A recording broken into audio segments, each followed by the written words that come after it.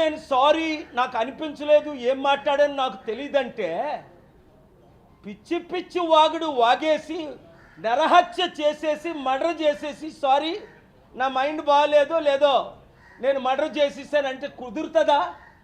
ఇప్పుడు సమంతకి ఎంత హ్యూమిలియేషన్, సమంతకి ఎంత డిస్ట్రెస్.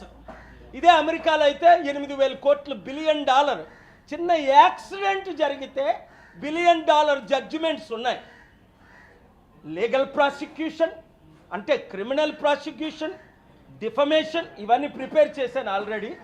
ఒక 72 గంటల టైం ఇస్తున్నాను కొండా సురేఖ రాజీనామా చేయడానికి, లేదా రేవంత్ రెడ్డి ఆవిడ్ని కాంగ్రెస్ పార్టీ రాహుల్ గాంధీ మహిళల పట్ల ఏమైనా గౌరవం ఉంటే ఆవిడ్ని ఇమీడియట్గా పార్టీ నుంచి పదవి నుంచి తొలగించాలి. తద్వారా ఏమవుద్ది, 50% ఉన్న మహిళలకు మేము మహిళలను గౌరవిస్తున్నామని నోటీస్ పంపించడం.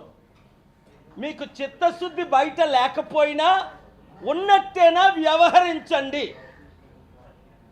కనుక చాలా సెక్షన్స్ ప్రకారం డిఫమేషనే కాదు, క్రిమినల్ ప్రొసీడింగ్స్ కాదు, చాలా సెక్షన్స్ ఉన్నాయి. అవన్నీ నేను తర్వాత మాట్లాడతాను. 72 గంటల్లో కొండా సురేఖ రాజీనామా చేయాలి.